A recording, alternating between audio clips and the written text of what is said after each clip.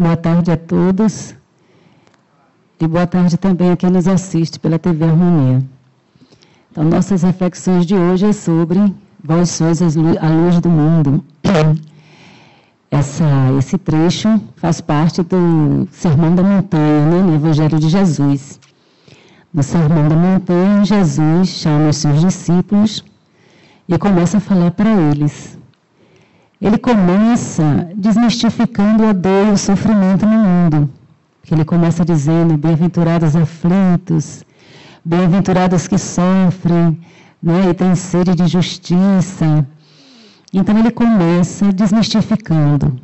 Porque muitas vezes, diante da dor e do sofrimento, nós nos tornamos reféns, ficamos imobilizados, achamos que é tudo tão grande, tão insuportável, e esquecemos o espírito que somos.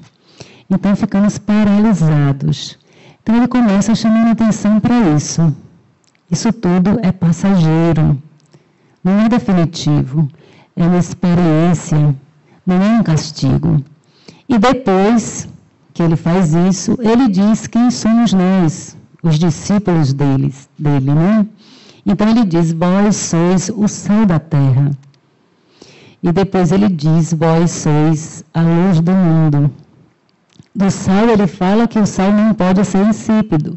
Se ele não cumprir a função dele, trará grande prejuízo. E da luz ele fala que a luz deve estar em lugar que todos possam ver. Uma luz escondida não vai cumprir a sua função. Nós, quando pensamos em luz, pensamos em várias coisas, né? Pensamos em consciência, pensamos em poder ver as coisas, pensamos em esclarecimento. Várias coisas vêm às nossas mentes quando pensamos em luz. E a gente poderia bem aqui imaginar que esse conceito geral de luz tem 3 níveis, mais ou menos, né, que nos permite níveis vibracionais, níveis da energia. A primeira é a luz enquanto uma função de iluminar o material, o objetivo. Se a gente estiver aqui com a luz apagada, não vamos ver uns aos outros. Quando entrarmos, não vamos ver o local onde deveríamos sentar. É uma luz objetiva, a gente vê o mundo material, a gente vê o que é objetivo, nós vemos os nossos corpos. E também essa luz nos esclarece de alguma forma para o cuidado com o corpo físico, por exemplo, para a própria proteção, para escolher um local para habitar, para fazer as coisas que estão ligadas às formas primeiras da experiência no corpo físico. Depois também nós pensamos num outro tipo de luz, que é uma luz mais subjetiva, que é aquela que, além de ver os fatos, ela tenta interpretá-los, compreendê-los, né? Então a gente começa a pensar, um criminoso não é apenas um homem que comete um crime, ele é um ser humano, o que motivou a ele a fazer aquilo, o que está por detrás de uma agressão. O meu corpo não precisa só de comida nem de bebida, eu preciso também de outras coisas, eu preciso estar bem atendido, eu preciso de afeto, eu preciso de carinho. Então, eu mergulho neste outro nível, um pouco mais elevado, né, da compreensão da luz, nos permite ver que a gente se torna mais subjetivo e já começa uma escalada para uma compreensão mais espiritual da vida. Já sabemos que as coisas meramente objetivas da matéria não são suficientes. Mas nessa concepção de luz, que é muito visível na esfera psíquica, nós percebemos que continua uma dualidade. Continua vermos a matéria e vermos a luz. E a gente pode perceber isso quando a gente imagina que toda vez que a gente acende uma lâmpada, algo fica na sombra. Se houver objetos concretos, alguma sombra também será feita por essa luz. Então, embora clareie, embora seja necessário para nos despertar, para que a gente possa ter um nível de consciência diante da nossa realidade objetiva, ela não ilumina tudo. Se nós focarmos essa luz para dentro de nós mesmos, nós vamos ver que na nossa busca interior das nossas realidades, nós observamos muitos complexos, os aspectos sombrios, os nossos defeitos. Então, ela, de qualquer jeito, é uma luz como se ela estivesse intermediando a matéria e o espírito, mas ela ainda não chegou na luz a que Jesus se refere. A luz a que Jesus se refere, ele já disse que nós somos essa luz e que somos a luz do mundo, o mundo material. Que luz seria essa que poderia iluminar a vida material? Não apenas a matéria, porque Jesus já disse no Evangelho, até o meio-dia o homem caminha na terra porque há luz. Depois de meia-noite, quando o sol vai embora, depois quando chega a noite o sol vai embora, ele fica paralisado. Porque ele não tem outra luz a não ser a luz da matéria, salvo se ele já tiver desenvolvido em si uma visão espiritual, uma luz própria, que ele possa acender e se guiar por ela através da escuridão. É claro que ele se referia à necessidade de uma luz que não fizesse apenas com que nós estivéssemos enxergando algo, mas também que nós pudéssemos ter uma percepção de compreensão e, principalmente, um nível mais elevado. Porque quando nós chegamos na luz que Jesus fala, que ele diz que nós somos a luz do mundo, ele está falando de uma luz que se refere à capacidade de amar, uma luz que é meramente espiritual. Essa luz permite com que a gente enxergue o que é material, o que é psíquico, mas também o que é espiritual. E mais que ver cada uma dessas coisas, elas nos permitem a unificação dessas coisas. Elas se tornam uma única coisa. E a gente fica imaginando como é viver no mundo, não é? Manifestando essa luz. Porque ela precisa também ser alimentada. Não é uma luz que simplesmente brilhe somente por brilhar. E essa é a nossa responsabilidade, alimentar em nós mesmos essa luz. Cada luz tem a sua exigência para continuar brilhando. A vela tem a sua exigência, a luz a lâmpada tem a sua exigência, a luz solar tem a sua exigência e a luz espiritual também tem a sua exigência. E ela passa por um esforço pessoal para que essa luz possa brilhar. E nós, para compreendermos o que é um homem no mundo, deixando essa luz brilhar para iluminar o mundo, ele mesmo e tudo ao redor dele, nós temos como caminhar apenas vendo os grandes homens, os iluminados da terra que nós já ouvimos falar, e também observando a própria fala de Jesus. A luz do mundo é uma luz específica, é uma luz que deve ser desenvolvida em cada indivíduo, e é uma luz que unifica, porque ela é o próprio amor. Tudo que separa deixa de ser amor. Tudo que une leva ao amor, já é o próprio amor em ação. Paulo de Tarso, respondendo naquela época ao pessoal que veio perguntar a ele, né? Como é que pode, os cristãos devem ou não devem comer carne? Porque muitos daqueles que tinham aderido ao cristianismo eram judeus, e eles tinham uma questão com a carne. Então era muito importante para ele saber se o cristão comeria ou não comeria carne. E a resposta de Paulo foi muito importante, porque ele disse assim: se quem come carne acredita que a carne lhe faz bem, ele está justificado, pode comer carne. O que não come carne, porque acha que a carne lhe faz mal, está justificado, não coma a carne.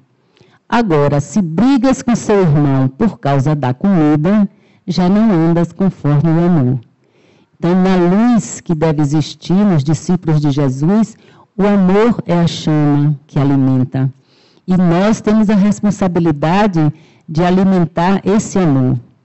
E nas parábolas de Jesus a gente vê indícios disso, né? Vê sinais importantes sobre isso. Por exemplo, a gente pensa em Zacarias, o Zaqueu. Então ele está lá, ele é um homem baixo, mas é um homem muito rico. Ele é um cobrador de impostos, né? E ele cobra o imposto e ainda bota mais um pouquinho para ele, né? Ele às vezes exagera na cobrança dos impostos. É muito mal visto, todo mundo considera ele um homem pecador, um péssimo exemplo, né?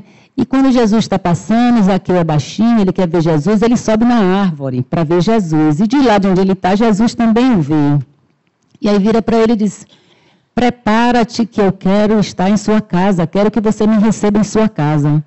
E ele fica super feliz. Já pensou? Ele nunca imaginou que Jesus ia querer ir para a casa dele. E em torno de Jesus as pessoas comentam: mas o que é isso? Jesus ir se alimentar na casa de um cobrador de impostos, de um homem cheio de pecado? E fica todo mundo sem entender o que está acontecendo. E Jesus vai para casa. E lá ele diz para ele: olhem, a partir de hoje eu vou doar aos pobres metade da minha fortuna. E a todos aqueles que cobrei a mais o imposto, a parte que eu cobrei, eu vou dar 4 vezes mais. Quer dizer, ele indenizou o pessoal que ele, de alguma forma, subtraiu, né? O que não devia. E aí Jesus diz assim: este homem hoje, esta casa hoje, foi salva.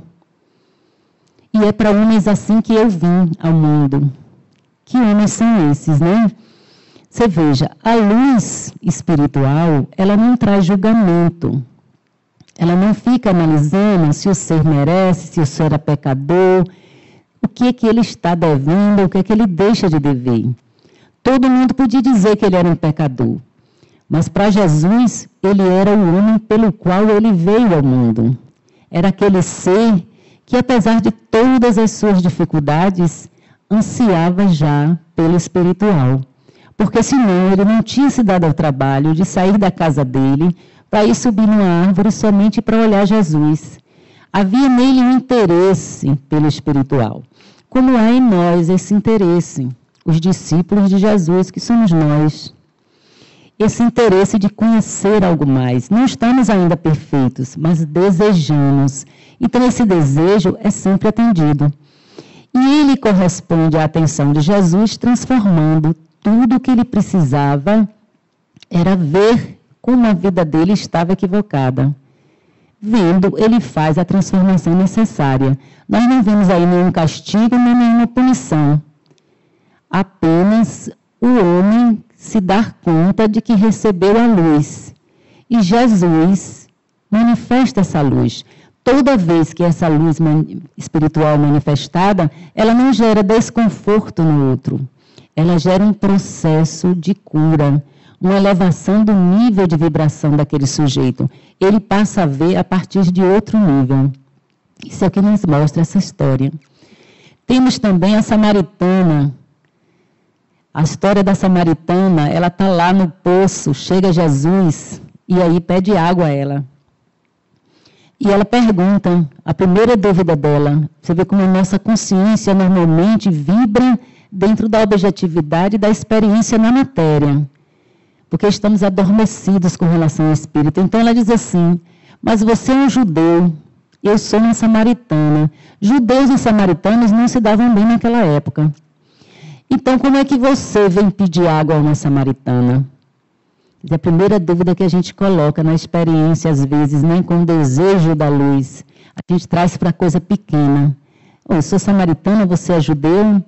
E Jesus começa a preparar aquela alma para ela subir também a nível vibracional, para ela poder colocar a vida dela num outro ponto. E aí diz para ela: a água que eu vou dar a você é a água que, se você beber, jamais terá sede novamente. E esta água, que não lhe deixará tomar sede, só eu posso dar. E aí ela começa a perceber quem é que ela está, com quem é que ela está conversando. Porque que água é essa que a gente bebe uma única vez e não tem mais sede? Jesus já tinha demonstrado a ela, um pouco antes, que não era uma pessoa comum que estava falando a ela, quando disse a ela que ela tinha tido 6 maridos, 5 na verdade, ela estava no 6º. Uma mulher danada, naquela época já estava no 6º marido. E ele ainda diz: e esse que está com você não é o seu marido. A gente fica imaginando o que era, mas ela está lá, envolvida nas questões dela, né? E aí ela já vê que Jesus, como é que você sabe isso sobre a minha vida? Ela mantém essa história escondida, Jesus sabia, né? E aí ele vai levando aquele ser, aí aprofundando suas reflexões. E da água, ela passa para uma pergunta crucial para ela. Porque diante da luz, a gente termina fazendo, finalmente, a pergunta mais importante da nossa encarnação. Aquela que vai nos ajudar a dar um salto qualitativo no processo evolutivo. Cada um de nós tem a sua pergunta. E ela faz a dela, que é simplesmente, ela pergunta a Jesus, onde Deus deve ser adorado? Porque os judeus diziam que era no monte, os samaritanos diziam que era em outro lugar, e havia confusão de onde é que Deus deve ser adorado. É como hoje a gente perguntar que religião eu devo seguir, né? E ela faz essa pergunta a Jesus. É algo espiritual que já havia despertado nela, que ela achava tão importante que no momento que ela se encontra com Jesus, ela faz essa pergunta, nenhuma outra. Olha, ela não pergunta se vai ficar com aquele marido atual, se vai ter um 7º marido. Nada disso. A pergunta dela é simples. Onde Deus deve ser adorado? E Jesus responde a ela, porque na conversa ele já foi elevando o nível dela, né, de entendimento. E diz para ela, agora, a partir de agora, e já há algum tempo, né, e a partir de agora, Deus deve ser adorado em espírito e verdade. Porque Deus é espírito. E Ele quer adoradores do espírito. Então, ele diz para ela, olha, a relação com o divino não é uma questão material. A relação com o divino é uma questão espiritual. Nós podemos precisar, durante muito tempo ainda, de espaços religiosos. Porque nós temos uma dedicação menor, porque nós precisamos do apoio de outras pessoas, porque nós precisamos estar juntos, né, para poder vibrarmos melhor no positivo, na esperança, no amor. Mas, na verdade, a adoração a Deus não é feita num templo. Ela é feita no interior do homem, quando ele transforma a sua vida nessa própria adoração. Quando ele sabe que é um espírito imortal. E por isso ele age como um espírito imortal. Então, o encontro novamente dessa luz sobre o mundo atinge essa samaritana e traz ela do nível de consciência, onde estava lá discutindo uma água, onde estava discutindo sobre uma água viva e uma água comum, traz ela para o nível de que é preciso amar a Deus, adorar a Deus, ou seja, se espiritualizar, que é preciso ir mais adiante, que é preciso ter uma visão menos materialista, né? E que Deus, por isso, deve ser adorado em espírito e verdade. Novamente, a gente observa como a luz, essa luz que nós somos, que Jesus fala para nós assumirmos que somos, ela está mais interessada nas questões mais amplas, porque são questões que unem a todos, não separa nem divide. Se Deus é honrado em espírito e verdade, não importa a religião que eu tenha, importa apenas que eu seja capaz, não apenas de estar presente nos espaços religiosos, mas que eu seja capaz de viver a minha religiosidade na minha própria vida, né? Temos ainda uma outra história, que é a da adúltera. Ela foi pega praticando adultério. E Jesus está lá na praia, tranquilo, quando chega o pessoal trazendo ela, né? Eles tinham objetivos, né? Eles queriam provar que Jesus era contra os judeus, eles queriam provar que Jesus era um arruaceiro, estava querendo tomar alguma coisa dos romanos, porque Jesus era muita ameaça. A luz verdadeira, ela ameaça muito as pessoas que estão acostumadas com as trevas e têm receio de mudar a própria vida, porque uma luz iluminando alguma coisa, ela muda muitas coisas. Então, eles levaram a mulher, disse, olha, Jesus, esta mulher foi pega em adultério, o que é que fazemos com ela? Jesus fica lá na areia escrevendo, depois ele repete a pergunta, e aí Jesus diz, o que diz a lei? Aí eles respondem, bom, a lei de Moisés nos diz que ela deve ser apedrejada. Uma observação, a lei de Moisés diz que o casal deve ser apedrejado, mas os judeus sempre iriam discriminar a mulher de alguma forma, então termina que os homens a gente passava a mão pela cabeça na época, e as mulheres não, ninguém esquecia do delito, né? O homem foi para casa, mas ela foi ser julgada. Então, disse, não, ela tem que ser apedrejada. Aí Jesus para e pensa, né? Porque eles estão esperando e dizer assim, olha, Jesus não respeita a lei de Moisés. Jesus pensa e depois responde, está ok, está certo, que se cumpra a lei, que ela seja apedrejada. Não é isso que a lei diz? Mas que atire a primeira pedra aquele que estiver sem pecado. Aí ele cria um problema entre aquelas pessoas. Quem pode dizer que está sem pecado? Quem podia pegar a primeira pedra e atirar naquela mulher? Ninguém podia. Então eles vão embora. Um a um vão saindo e deixam lá a mulher e Jesus. E Jesus depois se vira para a mulher e diz, cadê seus algozes? Ah, já foram? Tá. Então vá você para casa e não volte a pecar. Então você veja o que é a luz do mundo. Ele não só clareou aquela situação daquela mulher, como as pessoas que estavam em torno. Quem é que pode, de sã consciência, condenar, né, condenar uma pessoa se não tiver completamente limpo de qualquer outro erro? Quem é que é tão pouco humano que não tenha cometido nenhum deslize e que possa assim julgar o outro?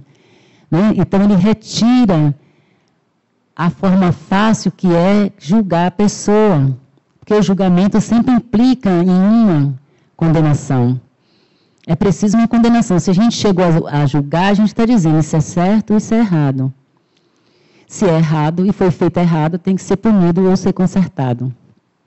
Então, mais uma vez, Jesus mostra como age a luz no mundo. Não é condenando nem castigando. É amparando e conduzindo o próprio indivíduo para um outro nível de consciência. Com certeza, aquela mulher nunca mais foi a mesma. Assim também as pessoas que estavam em torno, que se julgavam no direito de apedrejá-la, de puni-la. Né? Eles que precisavam de perdão também para os erros dele, estavam dispostos a punir a criatura, porque ela havia cometido uma falta grave, né? Um pecado, que era o adultério. E assim o Evangelho vai de passagem em passagem, dando orientações de como os discípulos de Jesus, que são a luz do mundo, devem agir no mundo, devem iluminar o mundo. Certamente não é condenando. E é também adquirindo aquela força espiritual que só o amor traz, porque o combustível dessa luz espiritual é o amor. E só o amor traz a força necessária para que a gente viva de acordo com isso. Porque seremos punidos sempre, todas as vezes que formos além do que a maioria vai. Todas as vezes que fizermos luz, muita gente não vai gostar. Porque muitas vezes o esclarecimento, até no nível psicológico, incomoda muita gente. Porque as pessoas se veem desnudas. O que eu achava certo já não é mais certo. O que eu matava e morria já não tem mais tanta importância. E a gente começa a perceber que muitas vezes entregamos a nossa vida a uma repetição sem fim das mesmas coisas, dos mesmos julgamentos, das mesmas atitudes, e em torno de nós nada conserta. Nada melhora tanto assim. Porque a fórmula precisa mais amplamente seguir uma luz.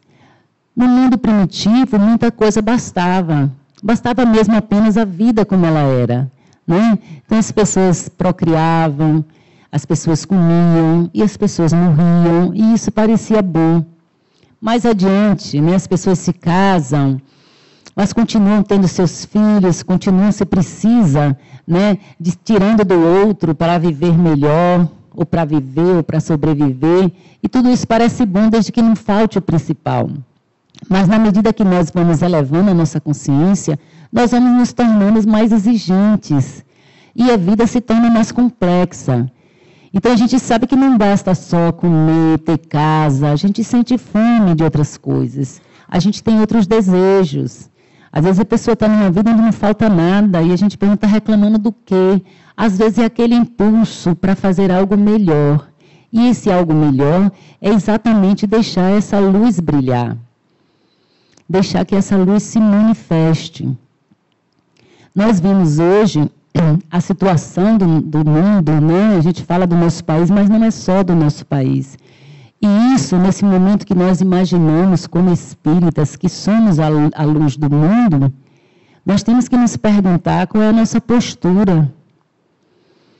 Por todos os lados a gente vê, né, a corrupção, o preconceito eclodindo novamente, os Estados Unidos como uma coisa insuportável com relação a imigrantes e negros, e outros países também. A Alemanha quase colocou novamente como presidente um nazista, a Ku Klux Klan no desfile, né, e falando da necessidade de ter a opinião dela, o aumento da violência contra a mulher, todas essas questões que abalam e que pertencem à experiência nessa vida material, que nós construímos ao longo de nossas encarnações, tudo isso nos traz muita emoção, muita dor e às vezes revolta, indignação. Nós temos que nos posturar com relação a isso. Mas como é que um filho da luz, como é que alguém que tem a missão de iluminar o mundo deve se posturar diante disso? É bom que a gente reflita, porque às vezes a gente vê nas redes sociais pessoas espíritas perseguindo literalmente os condenados. Pessoas espíritas dizendo a todo mundo que todo castigo é pouco, que é preciso torturar, que é preciso vigiar se a pessoa está sofrendo bastante, numa verdadeira vingança, chamando de justiça o que é vingança. E a gente tem que se perguntar se cabe isso a nós espíritas. Nós que conhecemos essa doutrina cristã, que somos verdadeiramente cristãos, será que essa é a melhor atitude? E a gente vê o povo por todos os lados se consumindo em ódio e revolta. A gente vê padre, a gente vê pastor evangélico falando sobre gênero, tirando mulheres, uma mulher que veio fazer uma pesquisa, que faz pesquisa aqui na UFBA, precisa de segurança, porque ela está fazendo uma pesquisa sobre gênero. A outra que veio da Europa para falar sobre democracia, mas como há 7 anos atrás ela tinha feito uma pesquisa de gênero, cheia de ameaças para poder entrar no Brasil. Nós estamos num momento difícil. Nós estamos passando um momento difícil. Nós sabemos que estamos numa transição para o planeta de regeneração. Nós sabemos que há dor e que muitas coisas ruins terão que ser expostas à luz. Nós temos que ver os erros que cometemos. Mas como é que nós vamos fazer isso? Nós vimos que a luz não condena. Jesus nunca impediu que a lei fosse feita. Para os criminosos existem as leis humanas. Se as leis humanas não são boas o bastante, precisamos trabalhar em leis melhores, que garantam a diminuição desse tipo de comportamento, que punam devidamente os culpados. Mas nós temos que lembrar que aquelas pessoas que estão por detrás desses atos, como todo criminoso, seja que tipo de criminoso for, é um filho de Deus. Nós precisamos lembrar que somos a luz do mundo. Então, nos cabe sim orar por essas pessoas. Nos cabe orar por um Brasil melhor. Nos cabe trabalhar por uma vida melhor. Para combater o preconceito, a gente precisa deixar de ser preconceituoso e agir em qualquer lugar como uma pessoa que vive a lei de igualdade, onde o outro é igual a mim. Independente da cor, da situação financeira, do grau de conhecimento, eu preciso viver isso. Eu preciso me tornar isso. Eu preciso educar meus filhos para que eles não se corrompam, para que eles não achem melhor ganhar dinheiro do que amar o próximo. E esse é o desafio mais difícil, porque aí, quando falharmos, não vamos ter que cobrar ninguém, só nós mesmos. Nós seremos os próprios responsáveis. Não o outro, não o político que está lá, não o economista que está lá. Nós precisamos aprender a vivermos com o que cremos. Vivermos como espíritos, mais preocupados com o espírito do que com a matéria. Porque toda essa confusão vai passar. Um dia ela vai passar. Porque tudo na matéria é provisório. Já teve antes. Pode ter depois, não no planeta de regeneração, mas sempre está passando. Todos esses eventos, eles têm um final. Mas nós, como espíritos imortais, não temos um final. E somos nós que devemos construir uma sociedade diferente. Mas essa sociedade precisa ser construída no amor, porque a violência nunca resolveu a violência. A agressão nunca resolveu, nunca levou ninguém à paz. Nós somos espíritas. Para quem é espírita há muito tempo, sabe o que nós passamos nessa sociedade, logo no começo. Sabe que nós éramos considerados ou pessoas ignorantes, a ponto de acreditar em espírito, ou pessoas ignorantes, ou filhos do demônio. Porque muitas religiões tratavam os médiuns como demônios, como espíritos do mal, e ainda hoje tratam. Não está muito diferente, mas já mudou, o coletivo mudou, mas existem alguns espíritos que realmente ainda não chegaram lá. Eu me lembro especialmente de uma pessoa que eu fui visitar, amiga de uma amiga no hospital, ela estava passando mal, e quando eu cheguei lá, me pediram para ficar com ela, enquanto a mãe ia almoçar e voltar, e eu fiquei com toda boa vontade, eu já conhecia ela de algum tempo. E quando ela começou a gemer, eu tive a ousadia de dizer a ela, minha filha, você quer um passe?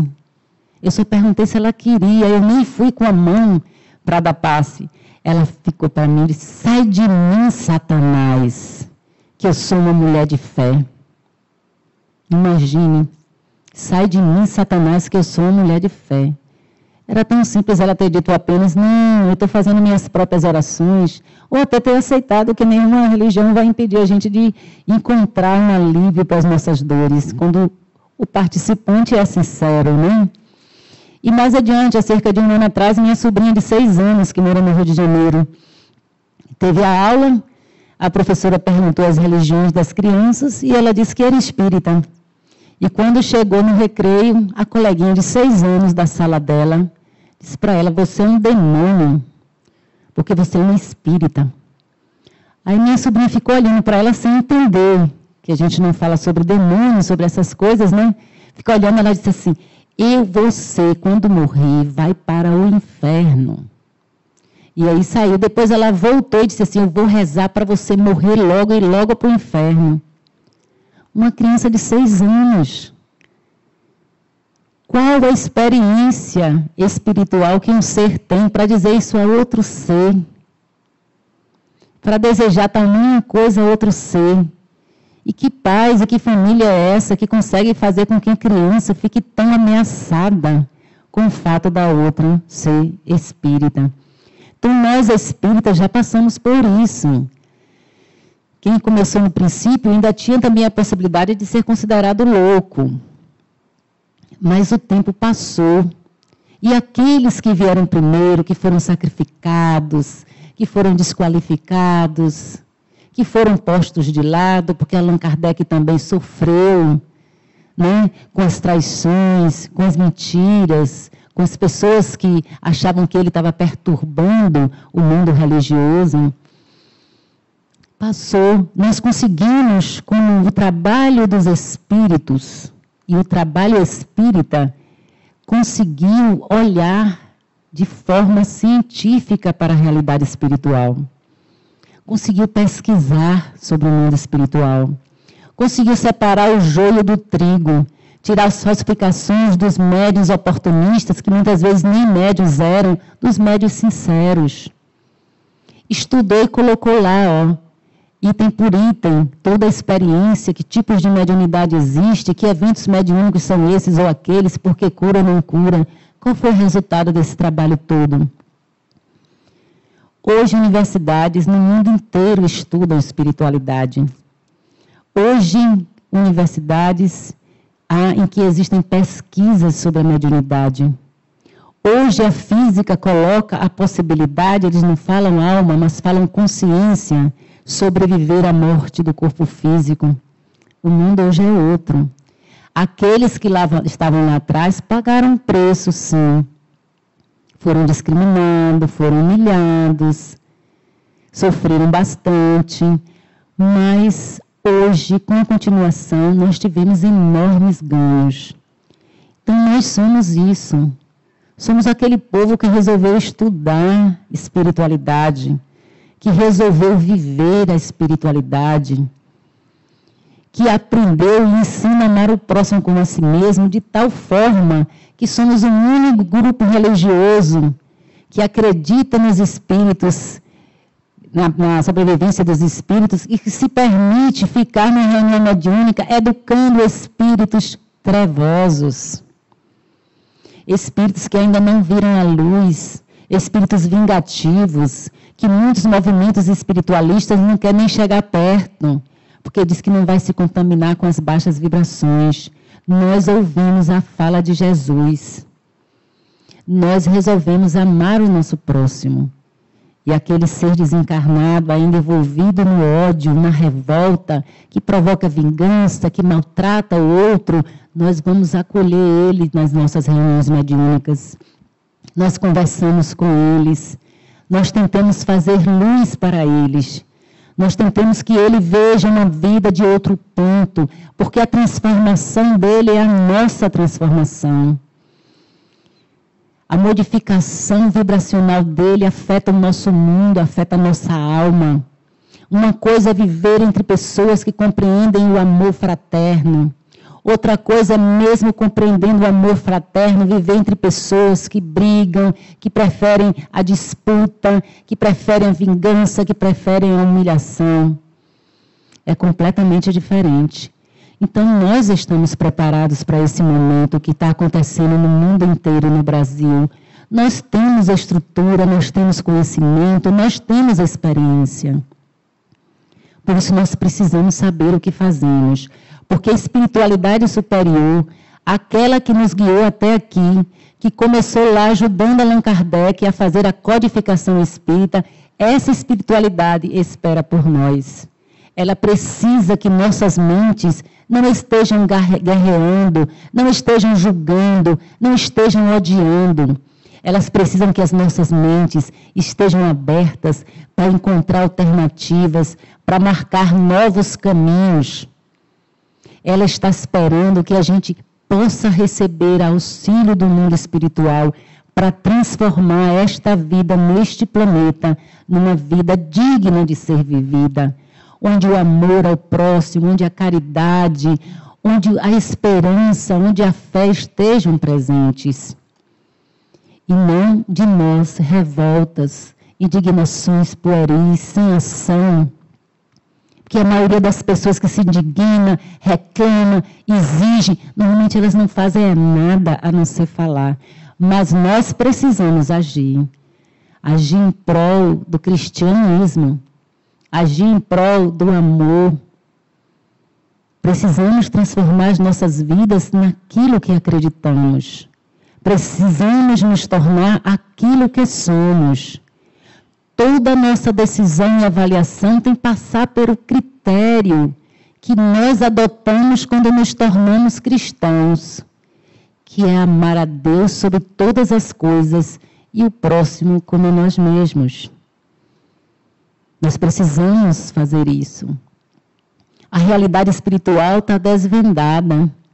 A reencarnação, hoje em dia, tudo quanto é novela tem. Meu filho hoje de manhã estava me chamando, não, minha mãe, no desenho, falando de reencarnação.